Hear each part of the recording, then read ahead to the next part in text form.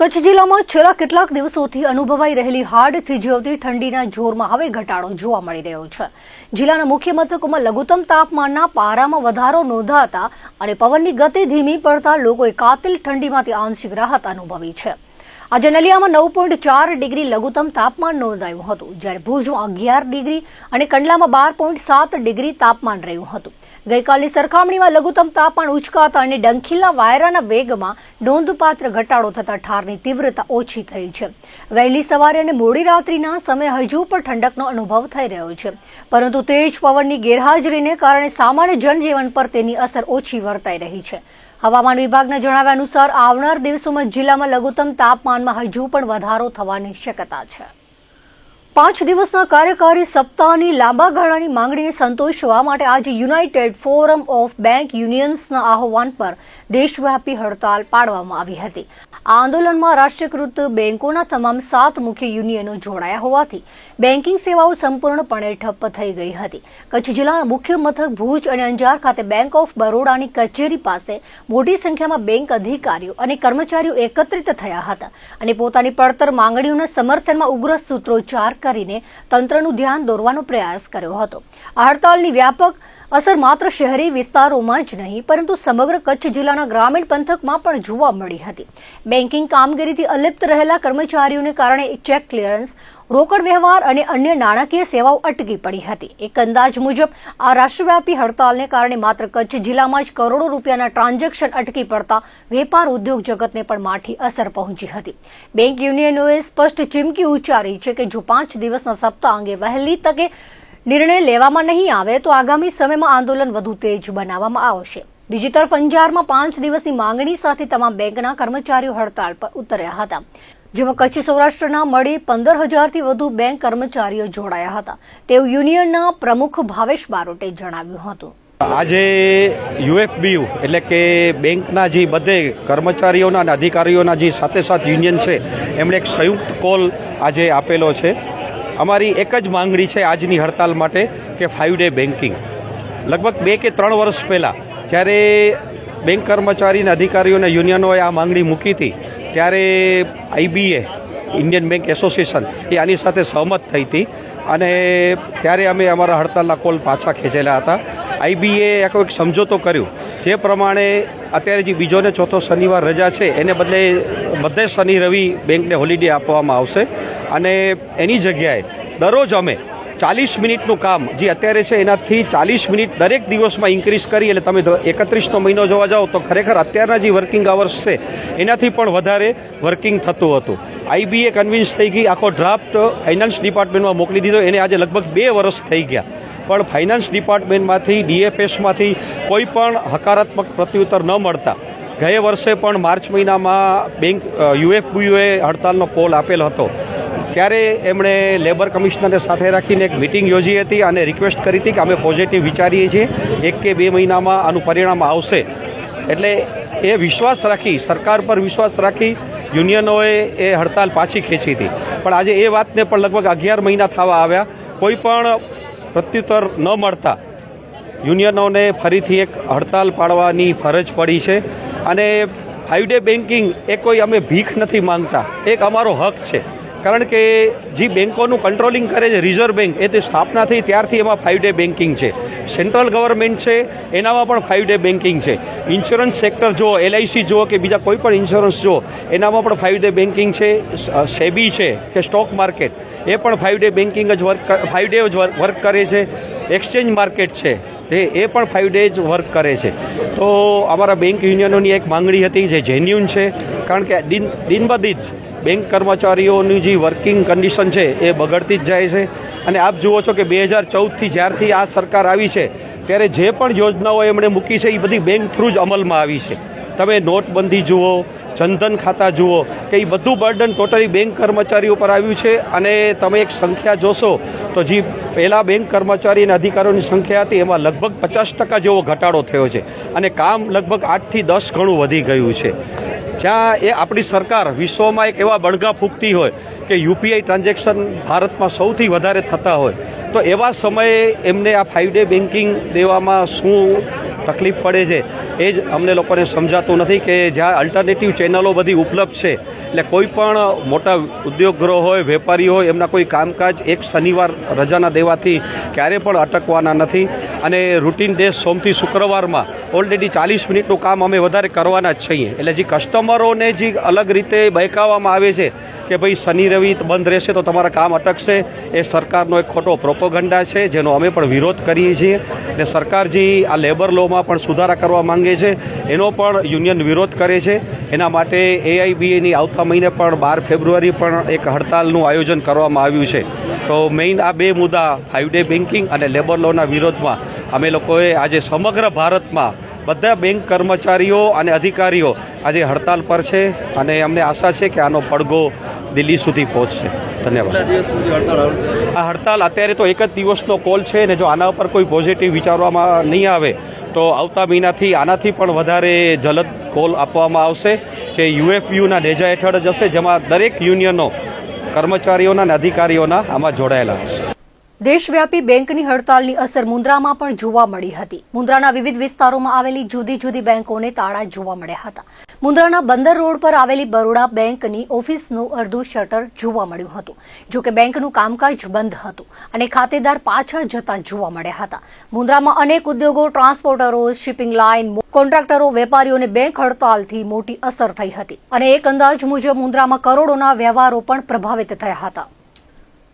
Deendayal port authority કંડલાએ ભારતના 77માં પ્રજાસત્તાક દિવસની ઉજવણી રાષ્ટ્રભક્તિના ઉલ્લાસ અને ગૌરવ સાથે કરી હતી, જેમાં ધોળાવીરા સંસ્કૃતિ સહિત વિવિધ દેશોની ટેબ્લો રજૂ કરવામાં આવી હતી. આ રાષ્ટ્રીય કાર્યક્રમમાં પરેડનું નિરીક્ષણ કર્યા બાદ DPA કંડલાના ચેરમેન સુશીલકુમાર સિંઘે ઉદબોધન કર્યું હતું, જેમાં કહ્યું હતું કે આ ગૌરવપૂર્ણ દિવસ આપણા રાષ્ટ્રના ઇતિહાસમાં માત્ર એક તારીખ નથી, પરંતુ આ દિવસ આપણે એ 26મી જાન્યુઆરી 1950ની યાદ અપાવે છે, જે દિવસ ભારત લોકતાંત્રિક ગણતંત્ર રાષ્ટ્ર તરીકે સ્થાપિત થયું હતું. આ દિવસ આપણે રાષ્ટ્રીય એકતા, નાગરિક કર્તવ્યો, લોકતંત્રની શક્તિ, સંવિધાનની સર્વોચ્ચતાનું સ્મરણ કરાવે છે. આપણું સંવિધાન ભારતનું જીવંત આત્મા છે, જે આપણે ભાઈચારા સહિતના મૂલ્યોથી બધાને એકમેકથી જોડે છે. ભારતના એક પ્રમુખ મહાબંદર તરીકે DPA પોર્ટ આ મૂલ્યો પ્રત્યે નિષ્ઠાથી કામ કરે છે. આપણું પોર્ટ ન ભારતની આર્થિક પ્રગતિ કરાવે છે, પરંતુ ભારતની મેરીટાઈમ હાજરીને સશક્ત બનાવવા યોગદાન આપી રહ્યું છે. ગર્વની વાત એ છે કે 18 જાન્યુઆરી 2027માં કાર્ગો હેન્ડલિંગનો એક ઐતિહાસિક રેકોર્ડ બનાવ્યો છે.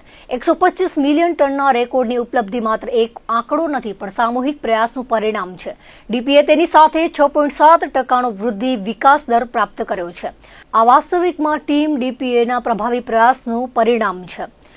2025નું વર્ષ DPA માટે અનેકવિધ રીતે મહત્વપૂર્ણ રહ્યું છે. આ વર્ષમાં અનેકવિધ સન્માન DPAને મળ્યા છે. તમામ એવોર્ડ ગ્રીન ઇનિશિયેટિવના પ્રમાણ છે. પ્રજાસત્તાક દિવસની આ ઉજવણી દીનદયાલ પોર્ટ ઓથોરિટીના રાષ્ટ્રીય મૂલ્યો પ્રત્યેની અડગ પ્રતિબદ્ધતા, જાહેર સેવા પ્રત્યેની નિષ્ઠા અને મજબૂત, પ્રગતિશીલ તથા આત્મનિર્ભર ભારતના વિઝનને પ્રતિબિંબિત કરતી રહી છે. ભુજ નગરપાલિકાના પૂર્વ નગરપતિ સ્વર્ગસ્થ રસિકભાઈ ઠક્કરની જન્મ જયંતિ નિમિત્તે તેમને શ્રદ્ધાસુમન અર્પણ કરી તેમના કાર્યોને યાદ કરાયા હતા. રાજેન્દ્ર પાર્ક પાસે આવેલી તેમની પ્રતિમાને નગરપાલિકાના હોદ્દેદારો તેમજ રસિકલાલ ઠક્કરના પરિવારજનો દ્વારા હારારોપણ કરીને પુષ્પાંજલિ અર્પણ કરવામાં આવી હતી. આ તકે સુધરાઈ પ્રમુખ રશ્મિબેન સોલંકીએ જણાવ્યું હતું કે સદગત રસિકલાલ ઠક્કરે ભૂકંપ વખતે અનેક કાર્યો કર્યા હતા, જેને આજે પણ ભુજવાસીઓ યાદ કરે છે. શ્રદ્ધાંજલિ અર્પણ વેળાએ પરિવારના ઘનશ્યામ ઠક્કર, હિતેશ ઠક્કર, મૂળરાજ ઠક્કર, દિલીપ ઠક્કર, ધીરેન લાલન, જયંત ઠક્કર, અનવર નોડે, વિભાકર અંતાણી, કિરણ ગોરી સહિત નગરપાલિકાના હોદ્દેદારો, નગરસેવકો તેમજ પરિવારના સભ્યો ઉપસ્થિત રહ્યા હતા. આજરોજ નગરપાલિકાના પૂર્વ પ્રમુખ શ્રી રસિકભાઈ ની જન્મજયંતિ નિમિત્તે એમની પ્રતિમાને હારારોપણ કરવા આવ્યું. ભુજ નગરપાલિકા દ્વારા અમને એમના પરિવારજનો દ્વારા આજે એમને શ્રદ્ધાસુમન અર્પણ કરીએ છીએ અને ભૂકંપ વખતે જે એમને કામ કર્યા છે, આજ ભુજવાસીઓ આજ પણ એમના નામથી એમને એટલા યાદ કરે છે અને એના જે કાર્યથી અમને જે સિદ્ધિ પ્રાપ્ત થાય છે એની અમે હર્ષની લાગણી અનુભવીએ છીએ અને એમના પરિવાર અને નગરપાલિકા દ્વારા આજે હારારોપણ કરવામાં આવ્યું છે. આજે મારા પરમ પૂજ્ય પિતાશ્રીની જન્મજયંતિ છે. આ જન્મજયંતિ નિમિત્તે હર વર્ષની જેમ ભુજ નગરપાલિકા અને મારા પરિવાર વતી આની ઉજવણી કરવામાં આવી છે. રંગ પરિવારને રાશન કીટનું વિતરણ ચિત્ર સ્પર્ધામાં બાળકોને ઇનામ વિતરણ, અલ્પાહારની વ્યવસ્થા અને આજે 27મી જાન્યુઆરી છે, ગઈકાલે 26મી જાન્યુઆરી હતી. ગોઝારા ધરતીકંપને 25 વર્ષ વીતી ગયા, પણ દેશ વિદેશની મીડિયા રસિકભાઈ ઠક્કરનો પુત્ર ઘનશ્યામ કોણ છે એને શોધતી આવી હતી અને એમને મારા પાસે ઇન્ટરવ્યૂ લીધા, બાઇટો લીધી, પપ્પાના ફોટોગ્રાફ લીધા. ત્યારે આજે એ બધું જોતા એક વસ્તુ કહેવાનું મન થાય છે કે ધન્ય છે એ પિતા જેનો હું પુત્ર છું, કે 25 વર્ષ પહેલાં કરેલી એની કામગીરી આજે દેશ વિદેશની મીડિયા, કચ્છની જનતા ભૂલી નથી. એ શમશાનની કામગીરી આજે પણ લોકો ભૂલ્યા નથી. બસ આજના દિવસે કચ્છની કુળદેવીમાં આશાપુરા પાસે પ્રાર્થના કરું છું, અરજ કરું છું, વિનંતી કરું છું કે એમને બતાવેલા પંથ ઉપર ચાલવાની મને અને પરિવારને શક્તિ આપે. કન્યા કેળવણીકાર સ્વર્ગસ્થ ડોશાભાઈ લાલચંદની પુણ્યતિથિ નિમિત્તે તેમને શ્રદ્ધાસુમન અર્પણ કરાયા હતા. ભુજના વાણિયાવાડ મહેરેલી ચોકમાં આવેલી તેમની પ્રતિમાને જૈન સમાજના અગ્રણીઓ તેમજ નગરપાલિકાના હોદ્દેદારો દ્વારા હારારોપણ કરી પુષ્પાંજલિ અર્પણ કરવામાં આવી હતી. આ તકે ભુજ નગરપાલિકાના પ્રમુખ રશ્મિબેન સોલંકીએ જણાવ્યું હતું કે કન્યા કેળવણી માટે તેમનો મહત્વનો ફાળો રહ્યો છે. તેમણે કન્યા કેળવણીના કરેલા કાર્યોને આજે પણ ભુજવાસીઓ ભૂલી શક્યા નથી. તેમના દ્વારા સ્થાપિત કરેલી ઇન્દ્રાબાઈ હાઈસ્કૂલમાં અભ્યાસ કરતી દીકરીઓ ભણી ગણીને આગળ વધી રહી છે. દર વર્ષની જેમ આ વર્ષે પણ તેમની પ્રતિમાને હારારોપણ કરીને તેમને શ્રદ્ધાંજલિ અર્પણ કરવામાં આવી હતી. આ તકે નગર અધ્યક્ષા રશ્મિબેન સોલંકી, નગરસેવક ધીરેન લાલન, કિરણ ગોરી, જયંત ઠક્કર, અનવર નોડે, દિલીપ ઠક્કર, વિનોદભાઈ ગોર, તેજસ ક્ષત્રિય, તૌફિક સુમરા, ઘની સમા ઉપરાંત જૈન સમાજના અગ્રણીઓ સ્મિત ઝવેરી, હિરેન શાહ, વિરાટભાઈ, મલ્મ શાહ, ચેતન શાહ, રેશમાબેન ઝવેરી, નીરુ શાહ, દિનેશ શાહ, મહેન્દ્ર શાહ, મલય ઝવેરી સહિત બહોળી સંખ્યામાં વિદ્યાર્થીનીઓ ઉપસ્થિત રહ્યા હતા. અમારા જૈન સમાજના દાનવીર શ્રી ડોસાભાઈ લાલચંદની પુણ્યતિથિ નિમિત્તે આજે અમે અહીં જૈન સમાજ સાથે સાથે ભુજ નગરપાલિકાના આપણા મેયર શ્રી, કારોબારી સભ્યો, અમારા સમાજના અને આ બોર્ડના અધિકારી શ્રી ધીરેનભાઈ લાલન, યુવક મંડળના પદાધિકારીઓ સર્વે એમની પુણ્યતિથિ નિમિત્તે ડોસાભાઈ લાલચંદને યાદ કરી અને એમને હારારોપણ કરવા અહીં અમે ભેગા થયા છીએ. ડોસાભાઈ લાલચંદ એક એવા વ્યક્તિ હતા જે અમારા જૈન સમાજ માટે તો એક ઉદાર દિલ કહી શકાય, સાથે સાથે આખા ભુજનો એમને વિચાર કર્યો એવા એ દાનવીર હતા કે એમને 70-80 વર્ષ પહેલાં પણ જે ભુજને કેમ હું ઉપયોગી થઈ શકું, કે હું કેમ લોકો ઉપયોગી થાય, જૈન સમાજ તો લે સાથે સાથે સમગ્ર ભુજને કેમ લાભ મળે, એના માટે એમના વિચારો અને વિઝનથી આજે આપણે એમની જે દીધેલી આપેલી વસ્તુ છે આજે પણ સરસ રીતના ચાલે છે. ધારો કે ઇન્દ્રાબાઈ સ્કૂલ છે, લાલન કોલેજવાળી જગ્યા છે, આપણો ઇન્દ્રાબાઈ પાર્ક છે, ને અમારા માટે જે ડોસાભાઈ લાલચંદ ધર્મશાળા છે એ બધે અત્યારે ખૂબ જ સરસ રીતના ચાલે છે ને એમના આશીર્વાદ થકી છે. તો અમે જેટલો પણ એના ઋણી છીએ એટલો ઓછો છે. આ પ્રસંગે એમને આત્માને ખૂબ જ શાંતિ મળે અને અમર રહે એવી અમારી શુભેચ્છા. જય જિનેન્દ્ર. આજરોજ ડોસાભાઈ લાલચંદજીની પુણ્યતિથિ નિમિત્તે તેમની પ્રતિમાને હારારોપણ કરવામાં આવ્યું. જૈન સમાજના અગ્રણીઓ અને ભુજ નગરપાલિકાના નગરસેવકો એ દર વખત જેમ અમે અહીં વાણિયાવાડમાં એમની પ્રતિમા છે એમને હારારોપણ કરીએ છીએ અને એને જે કાર્ય કર્યા છે કન્યા કેળવણીના કે આજ પણ લોકો એમને યાદ કરે છે. અને એમની જે સ્કૂલ છે ઇન્દ્રાબાઈ સ્કૂલ, એમાં કેટલી દીકરીઓ જે અભ્યાસ કરીને ખૂબ જ આગળ વધી છે ને એમનું નામ અમર કર્યું છે, આજ પણ લોકો એમને યાદ કરે છે. દર્શક મિત્રો, આ હતો અત્યાર સુધીના કચ્છ ટીવી ન્યૂઝ. ફરી મળીશું નવા સમાચારો સાથે, નવી અપડેટ સાથે. ત્યાં સુધી મને રજા આપશો. નમસ્કાર.